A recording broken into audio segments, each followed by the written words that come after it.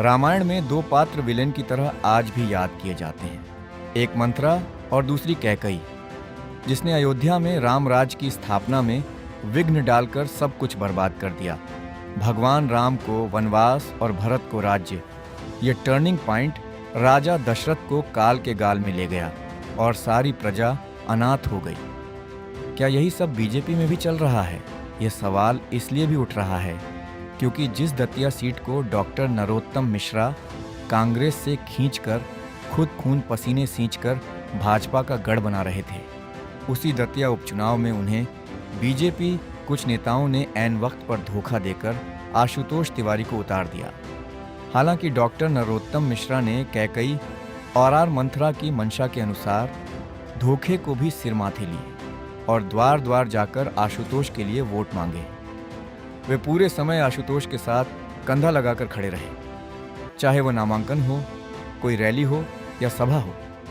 पर लाख टके का सवाल यही है कि क्या बीजेपी के कैकई और आर मंथरा के वे चेहरे सामने आएंगे जिन्होंने बीजेपी के पुराने कार्यकर्ताओं के मन में यह चिंता भर दी है कि पार्टी किसी भी सीनियर नेता को कभी भी झटका देकर अलग कर सकती है।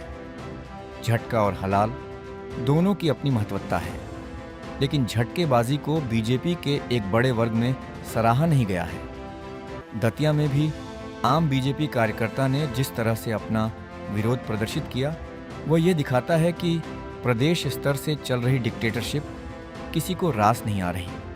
अब सबसे बड़ा संकट ये भी है कि यदि पार्टी की कैकई और मंथराएं यदि और भनभनाई, तो हो सकता है कि बड़ी संख्या में बीजेपी के पुराने कार्यकर्ताओं का कांग्रेस या दूसरे दलों की तरफ पलायन हो जाए।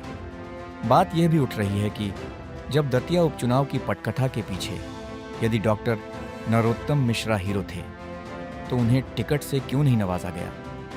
जाहिर है, पार्टी में एक तरफा निर्णयों की श्रृंखला में एक दौर 1993 और 1998 का भी था, जब बीजेपी पूरे प्रदेश में जीती हुई बाजी सिर्फ इसीलिए हार गई क्योंकि प्रदेश संगठन में बैठे कुछ नेताओं को यह घमंड हो गया था कि किसी कुत्ते को भी चुनाव में पट्टा डालकर भेजेंगे तो वह भी जीत जाएगा।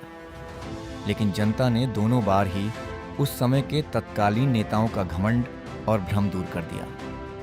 ऐसा नहीं है कि 1993 में राम मंदिर का मुद्दा और दंगे की समस्या कमजोर थी, बल्कि प्रत्याशी चयन और बीजेपी के नेताओं का आपसी मनमुटाव भारी पड़ा। 1998 में भी बीजेपी ने 2 राज्यों की परिकल्पना साकार की, लेकिन मध्य प्रदेश और आर छत्तीसगढ़ दोनों ही जगह वह चुनावों में चारों खाने चित्त हो गई। इसमें कोई दो राय नहीं कि 2003 में उमा भारती और आर अरुण जेटली ने प्रदेश की कमान संभाली और आर बीजेपी भारी बहुमत सत्ता में वापसी कर गई। लेकिन दतिया उपचुनाव के बाद ये बात तो हर जगह उठ रही है कि बीजेपी के प्रदेशस्त्र के कुछ नेता अपने कद के नेताओं से इस कदर घबराए हुए हैं कि वे उन्हें नीचा दिखाने का कोई मौका नहीं छोड़ रहे हैं। शायद यही वजह है कि मालवा से लेकर बुंदेलखंड और विंध्य से लेकर महाकौशल तक हर जगह बीजेपी के नेता या तो जनता की गालियां खा रहे हैं या फिर वे शांति कमाने में लगे हैं। ओम प्रकाश सकलेचा यदि जनता से पिटते पिटते बच रहे हैं या प्रद्युम्न सिंह तोमर सरेआम अपने विभाग के लिए गालियां खा रहे हैं, तो क्या यह संगठन सत्ता की कमजोरी नहीं है? आम कार्यकर्ता भी यह पूछ रहा है कि जब सब कुछ कांग्रेस की तरह चल रहा है, तो फिर बीजेपी की सरकार का फायदा क्या है? दतिया उपचुनाव यदि नरोत्तम के टिकट पर होता, तो शायद मुख्यमंत्री बीजेपी प्रदेशाध्यक्ष हेमंत खंडेलवाल को दतिया की गली मोहल्ले में इतनी धूल नहीं फांकनी पड़ती जितने आशुतोष के लिए फांकी। 2000 प्रवासी लोगों के भरोसे यदि बीजेपी जीत भी जाए तो यह हार के बराबर ही है, क्योंकि दतिया का आम भाजपा कार्यकर्ता तो अंत तक प्रदेश के कुछ भाजपा नेताओं के लिए अनजान ही बना रहा। नेताओं ने अपने घमंड का परिचय देते हुए उन्हें पूछना तो दूर, ऐन मतदान के वक्त पुलिस के जरिए थानों में ठूंस दिया। क्या यह दुश्मनी बीजेपी लिए अच्छी कही जा सकती है? वह भी उस सीट पर जो हमेशा से कांग्रेसी रही है। जाहिर है, आम आदमी हो या कार्यकर्ता, हर एक के मन में यह बात तो उठ रही है कि प्रदेश में भाजपा के लिए काम करने का मतलब है। गूंगे बहरे बनकर काम करते रहो। पार्टी के नेता जब चाहेंगे तुम्हें लाठियों से ढूंढवाएंगे भी और तुम्ही से जबरदस्ती काम कराएंगे भी।